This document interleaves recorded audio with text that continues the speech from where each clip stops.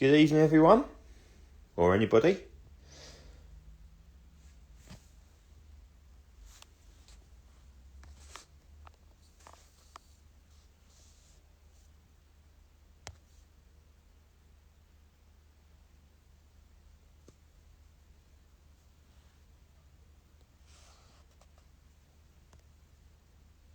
Good evening, everyone. Sorry, I thought I'd delay it a minute or two before anybody joined. Evening, Jason.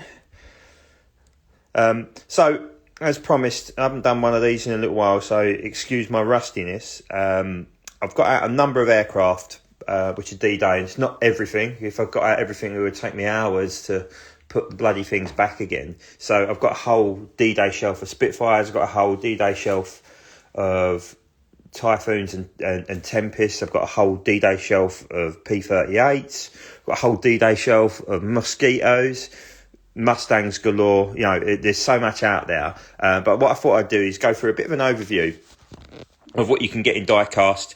Mine is all 172. But you can, obviously, Hobby Master do a lovely range in 148. And, of course, you had the old Franklin Mints as well. I'm not entirely sure there's a few bits, in 132. So there's a couple of Mosquitoes by Corgi, and Forces of Valor did a Spitfire, and a couple of Mustangs as well. So you can get other stuff in other scales, obviously 144 as well, but I'll just go through the 172 stuff. So look, it's just a quick overview of the Allied Air Power in particular. I have got a list as well on my phone of a number of aircraft that have yet to be made in this scale, and I've took a liberty of adding some bits in which aren't quite D-Day but should be.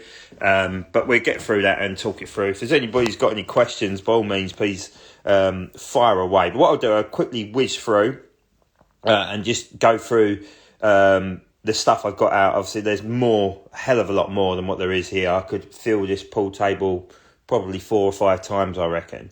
But we'll go through it one by one. So the first one down here, James isn't on, unfortunately, is this Hawker Hurricane Mark 2B. And this was used for ferrying sort of letters and mail around at the time. It's not got the D-Day stripes on the upper wing, but it has on the lower wing and on the fuselage. It wasn't used for fighting. I don't know whether they were armed or not as they flew, but they were still just about in use then, but mainly in use in the Far East. Next we've got a Corgi Mark 5 Spitfire. This is a code 3. As you can see, I've changed the codes to that is AB910, which is the Battle of Britain Memorial Flight Mark 5. This was originally a US Navy version, I believe, Mark 5. So this had the nose cone painted and the codes changed on the wing. Next, we've got probably my favourite Spitfire in the entire collection, which is ML417, and this is the Gemini mould. Up until the new Corgi come out, this was the real forerunner of all things Spitfire. But it's my favourite Spitfire in terms of Gemini anyhow. I haven't got the new Johnny Johnson one yet, but it is on the agenda at some point because I've got to have every Spitfire. It's just like a fanatical thing. Next, we've got a Mark 14. This one here, I believe, was part of the D-Day special collection, would be 4 years ago now, representing an aircraft from a Dutch squadron, as you can see, with the little orange triangle there. Then we had, obviously, the extension of the 14, the Mark 19. This is the Battle of Britain Memorial Flight Mark 19, representing an aircraft which has been stripped down now, but that was in beautiful D-Day stripes, and that, of course, that beautiful blue. Next, on to another PR aircraft. This was part of the D-Day special set 4 years ago, and this is obviously the P38. Hello, Raj. Good to see you, buddy. It's probably one of my favourite ones in the collection. With the little, I don't think you can just about see it, but it's got a shark mouth on the nose as well there. Corgi originally were going to release a PR version of the P38 from the Mediterranean, but it got cancelled. But this is bloody beautiful. Next, and it's a real tough choice of what lightning to use, but I've gone with General Robin Olds. And of course, this one is Scat 2. Before he upgraded it to his Mustang in later years, and of course, obviously flew in Vietnam as well. Next, we've got a Corgi Warbirds range, converted version, representing a P51D of a Polish squadron. This come with wheels up, but I've prized the wheels out and put some new undercarriage in and glued it in and made it obviously sit on its undercarriage, which looks a lot better. Next is my favourite Mustang of the lot. and this is P51B Princess Elizabeth by Gemini. Just absolutely glorious, obviously representing the aircraft that was with the fighter collection all those years ago. Still flying in the States now, but it's my favourite Mustang out there, absolute beauty. Again, another Duxford resident. This one is Ferocious Frankie, and it's made by Witty Wings. I'm trying to demonstrate all the different brands out there as well. Not the best mould of Mustang, I think we'll all agree, but it's a beautiful looking scheme. And of course, Gemini make this in the B form as well. Next up, we have the new Corgi mould Mustang with 2 drop tanks, might I add. And this is, of course, Happy Jack's Go Buggy. I've got the P38 as well. So, you know, just makes a nice pair, but it's bloody glorious. The new Mustang's really, really nice. And then we've got the Axis pair. So this one here, the ME-109G, was an aircraft that was captured. Well, I wouldn't say it's necessarily captured. They sort of surrendered pretty much. They landed, 2 ME-109s landed at Manston thinking they were in France. And this is, again, one of the D-Day set from 4 years ago.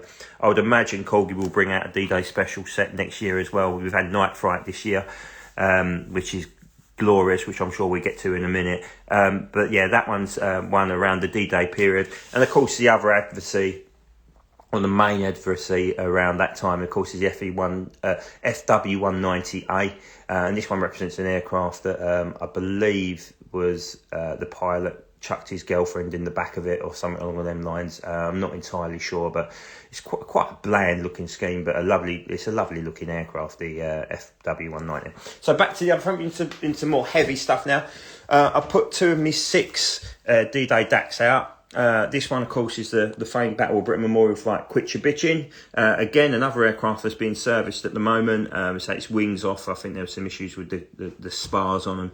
But it's going to come out in a Southeast Asian Command scheme eventually. But a lovely looking scheme, the old Quit Your Bitchin'. Then probably my favourite Dakota of the bunch until I do get Night Fright eventually, hopefully. And of course, that's All Brother, the Commemorative Air Force example. This is coming back over next year. It's been announced today of all days. So the D-Day squadron are planning on bringing a number of aircraft over next year. Hopefully they'll get up to that 30, which they had all those years ago. Well, 4 years ago now, which seems like an eternity ago. And you have that mass formation from Duxford, but they're planning to be over for a month again. So it's really good news for British aircraft enthusiasts. Next, we have a trio of Duxford-based P47s. First up is the Collectors Club War Eagle, which is pretty much the Snafu, but without the D-Day stripes on the upper wing.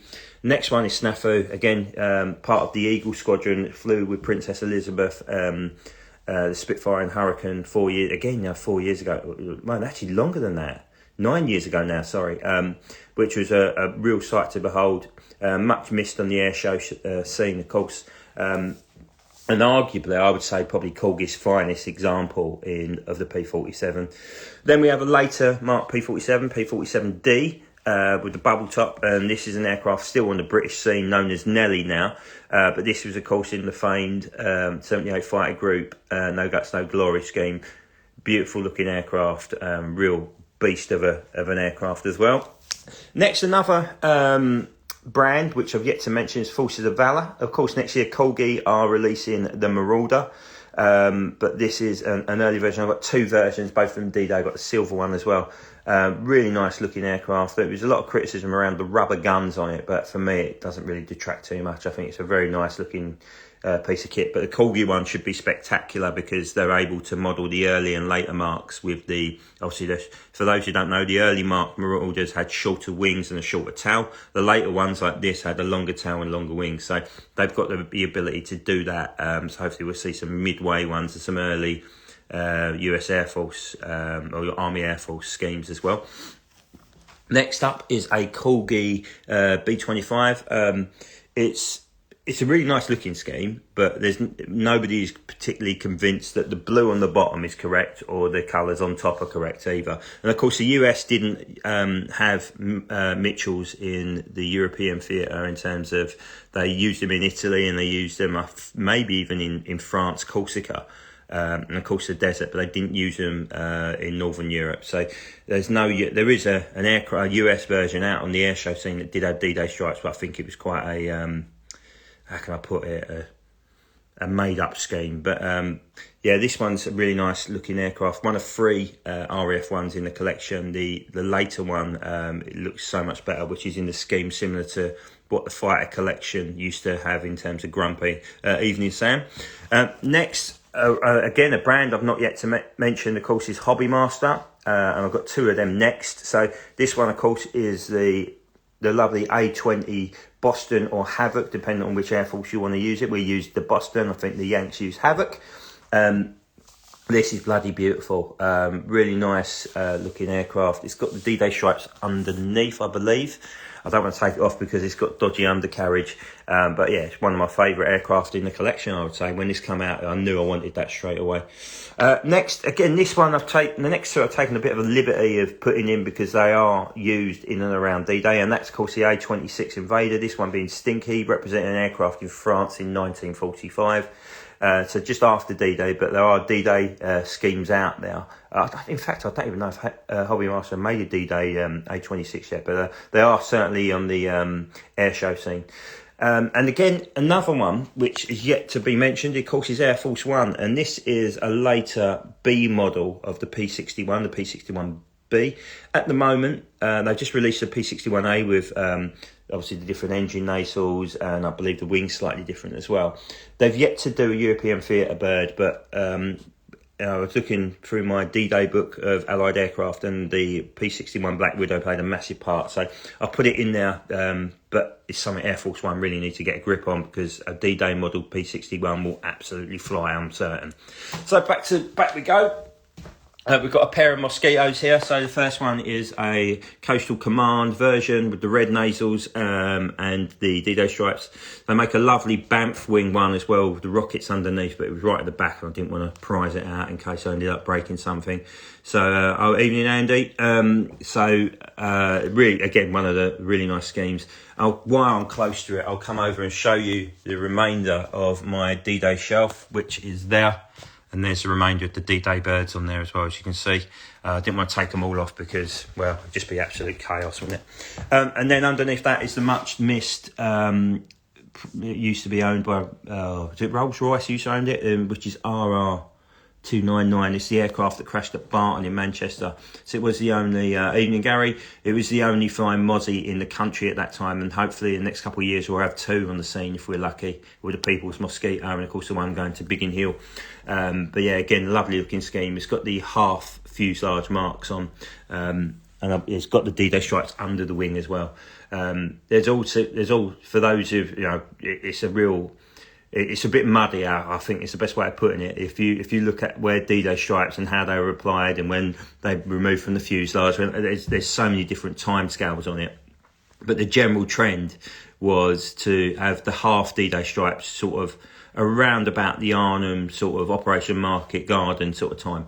But again, you know, it's all dubious. It's, you know, it varied by aircraft, varied by squadron. So that's why you've got some with D-Day stripes on the wing, some underneath, some with half fuselage marked. There's so many different options out there.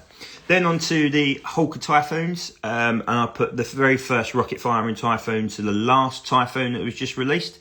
Both beautiful. It's one of them aircraft that just looks right. And as you can see, there's the earlier Mark 1 with the 3-blade prop, and of course the one after with the 4-blade prop. I was going to put a Witty Wings one down, an early Typhoon as well. They make a nice Typhoon. I only made 2, but they're decent enough. The D-Day one with the half stripes is incredibly good looking.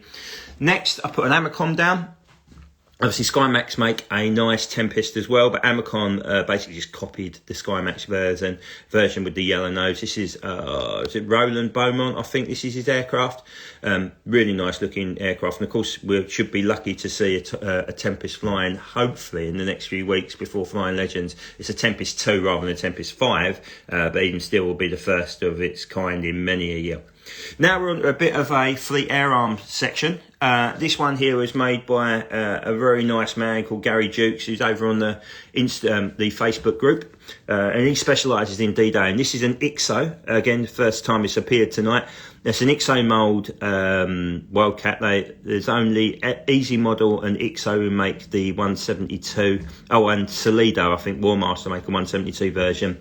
Hobby Master make a really nice 148 version as well, but they haven't done any martlets yet. So this obviously representing the martlet, and very similar to the Fighter Collections version, which is based at Duxford, and of course will be starring at Flying Legends.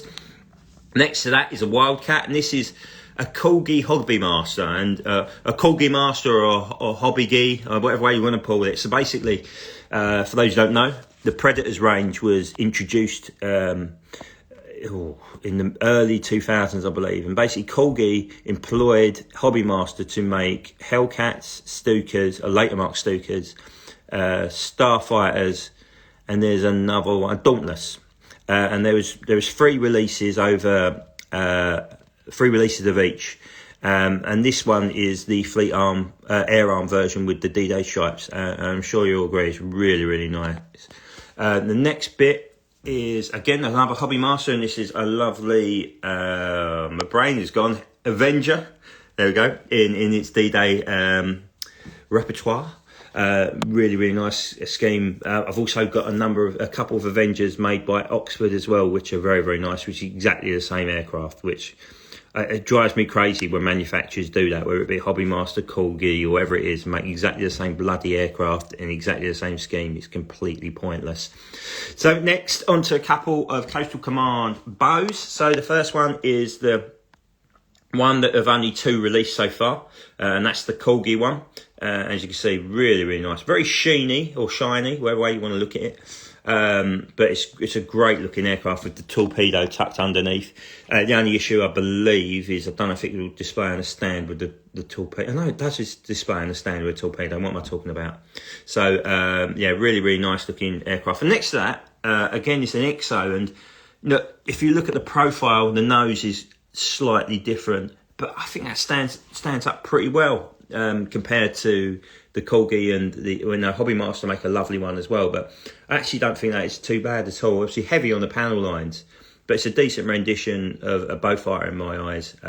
The undercarriage is absolute trash, but other than that, it's not too bad at all. And next to that, the final Coastal Command one. It's not the D-Day. There is a D-Day. There's 2 D-Day striped versions. One was made by Legends, so the Legends range was a fixed undercarriage down version. It's right at the back of the shelf. I would show you, but it's so tightly packed. There is no way I'm going to try and prize them off one by one to get them all, just get one off at the back. So I put the Bismarck version on instead, just to sort of fill a gap for you all there. But yeah, the D-Day stripe versions, one of them comes with rockets, and I believe it represents one of the what used to be, which is now Flying Navy, but I think it is one of the old Royal Naval historic flight versions. That's one I'm yet to get, but the Legends version is arguably the finest D-Day one, finest swordfish of the lot. Anyhow, and on to the back row. I've put some aircraft, again, I've taken a bit of a liberty here. So not yet made is, of course, the Short Sterling played a part in D-Day, mainly as a target, as a glider tug.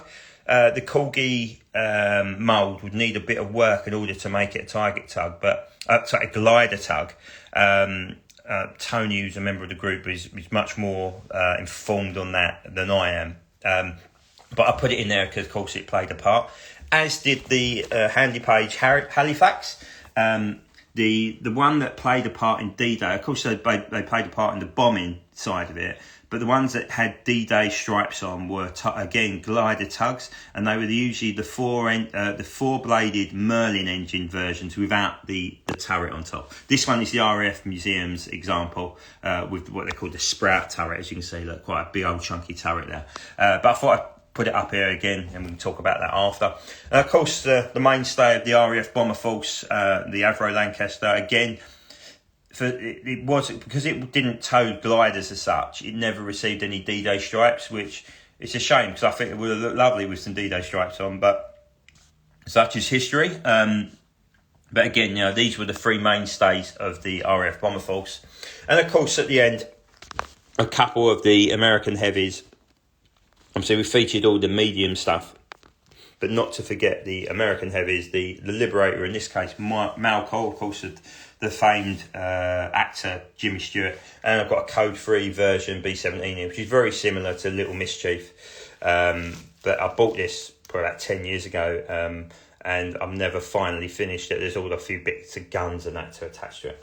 But that is generally the consensus in 172. So I was chatting to the lads, and from the list of stuff that we've come up with, the aircraft that we've not seen yet is the Spitfire 11, although it's been done in 148 scale and of course that's a photo reconnaissance version. It's been done in a really nice, but some nice versions by Hobby Master and that.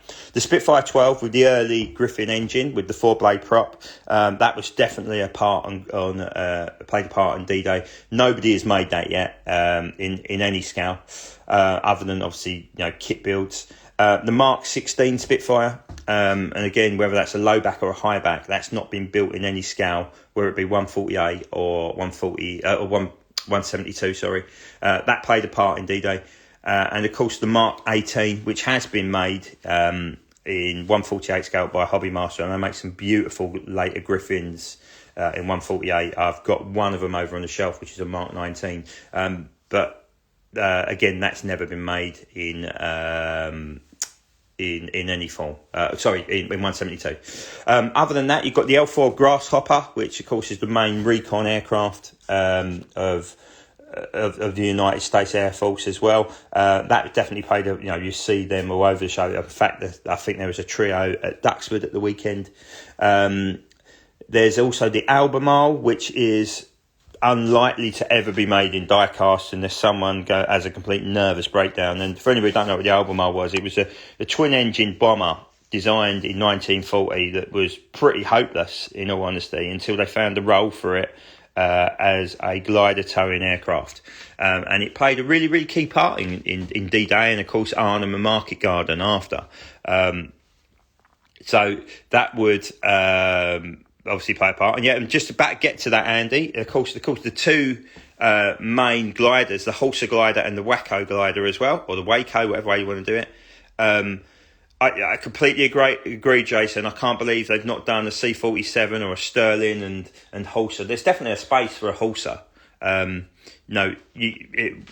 It'd be a decent chunk of money though if you're making it in diecast. But of course, both those gliders didn't play a part. Obviously, played a massive part in D-Day and of course Operation Market Garden and beyond. So that's it for me. I don't know if anybody else has got any suggestions in terms of what other stuff I'm missing from D-Day. But just if I could walk over and show you some of the remaining bits. So there's my, apologies, the lighting's bad. I've got loads of boxes there. There's my D-Day Spitfire shelf, yet to have the new JEJ join it. We've shown you the Mosquitoes. There is the P38 shelf. They feature a number of different brands. You've got Atlas, you've got Oxford, you've got Corgi, Witty, Matchbox. That's everything on there. And also they make a lovely Herpa version, but I've not got a D-Day one now. In terms of other bits and bobs, obviously I've got loads of Mustangs. There's the second Forces of Valor B26, which is bloody beautiful.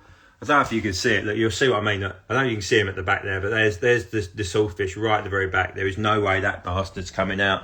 And of course, the mainstay really of the US Air Force fighter fleet, the Mustang. So you've got obviously the orange and yellow nosed versions along on the top there, but there's so many D-Day or partially D-Day schemes, including RAF out there, including beautiful Gemini Polish Air Force versions as well. The possibilities are endless. That's the beauty of being an actor. There's so many options that you can, of course, make, and you do whatever you like with them. I know Jason's on the video, but I know he's just picked up Night. And it is available. I mean, you can get it on eBay. It's about £5 or something like that. But it's a really good read and really interesting to go through the part the Allied Air Forces, of course, played during the D-Day build-up and, of course, D-Day and beyond. And, of course, the different elements of the Air Force as well, whether it be the photo reconnaissance or whether it be the bomber element, whether it be the ground attack element. There's so many parts that played a part in the D-Day and Operation Overlord build-up. It's quite unreal, really. But yeah, look, that's it from me. I know I haven't done one in a long time. 25 minutes of me waffling. I really appreciate anybody who's tuned in. But, you know, it's a very important anniversary, and I would imagine this time next year there's going to be lots of activity with it being D-Day 80, and Duxford should be buzzing, and hopefully I'll have Dakotas and C-47s galore over, well, if I'm still living here, of course, over the house this time next year. But yeah, look, hope you've enjoyed the video. Thanks for tuning in, and I'll speak to you all soon. Take care.